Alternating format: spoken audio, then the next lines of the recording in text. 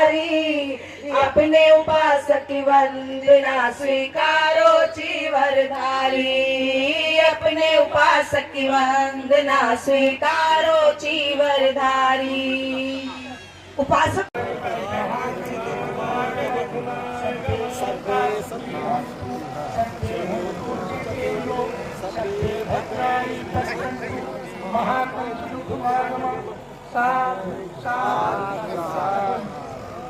थोड़ा थोड़ा आ जाइए, थोड़ा थोड़ा आगे पीछे जाइए। पानी पानी एक कोई मतलब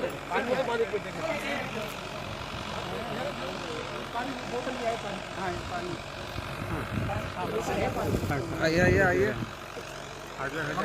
मैं तो पाठ होता रहे। हाँ बोलो बोलो बोलो बोलो।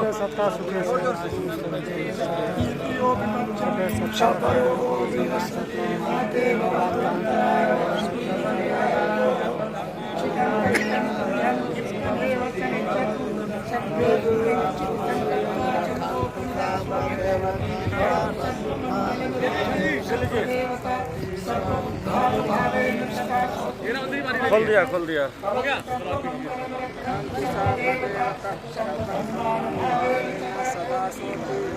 भूमि ट्रस्ट द्वारा आयोजित ये भूमि पूजन कह लीजिए, ये भारत की परंपरा के हिसाब से एक उद्घाटन सत्र है।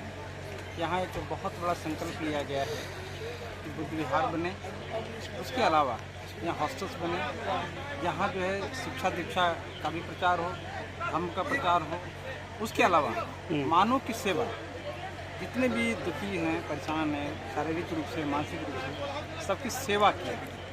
उसके लिए भी ट्रस्ट ने जो संकल्प लिया है कि हम यहाँ हॉस्पिटल भी बनाएंगे, रहने के लिए धर्मशाला भी बनाएंगे, रहने के साथ साथ उनको शिक्षित भी करेंगे, उनको यहाँ से जो है सदाचरण के मार्ग सिखाएंगे और उनको बुद्धिस्ट बनाकर पूरे विश्व में प्रचार प्रसार के लिए भी भेजेंगे। और भारत में जो भी आएगा दर्शन करने के लिए, जिसको कहते हैं कि जो टूरिज्म के पॉइंट ऑफ व्यू से भी लोग आते हैं, अन्य धर्म के लोग भी आते हैं, उनका भी मान सम्मान यहाँ रहेगा।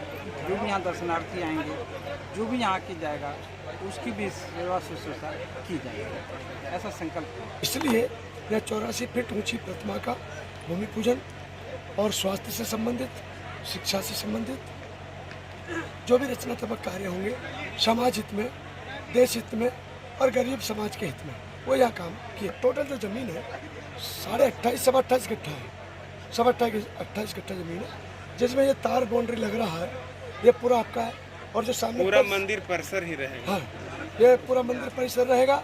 और इसमें कुछ जैसे अनाथालय है, इसके साथ साथ जैसे कुछ डिजिटल लाइब्रेरी है, बाबा साहब अम्बेडकर के नाम से अतिथि गृह है, और उसमें बौद्ध भिक्षुओं का ट्रेनिंग सेंटर है, प्रशिक्षण केंद्र, जैसे लामा। चारों तरफ के भंडार खुल जाते हैं, लेकिन बुद्ध जयंती के ठीक एक दिन बाद वो अकाल पड़ जाता है, तो लोग भटकते हैं।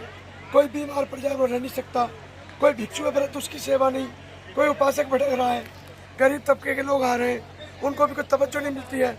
ये भारत के लोगों का, भारत के बौद्ध अनुयायियों का पहला ऐसा बुद्ध विहार होगा। यहाँ गरीब से लेकर कोई भी आए, या निर्धन से लेकर अमीर तक, या जो भी आएंगे मान सम्मान पूर्वक सबको रहने की, खाने पीने की व्यवस्था है। उपासक और भिक्षुओं को जो भी तक आएंगे सबको इतना कि ये मेरी पीड़ा पहले से है कि यहाँ पर थाईलैंड के बुद्ध विहार हैं, जापान के हैं, सभी देशों के, लेकिन अगर कोई इंडियन भिक्षु पहुँच जाए तो उसके साथ वो व्यवहार नहीं होता जो होना चाहिए। भिक्षु तो फिर कहीं का भी सही।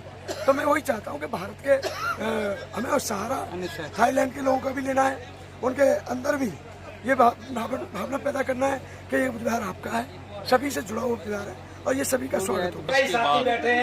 जो भी उतार चढ़ाव इस जमीन के खरीदने में आया, उसने उसका सामना करते हुए इस जमीन को परचेज किया, खरीदा।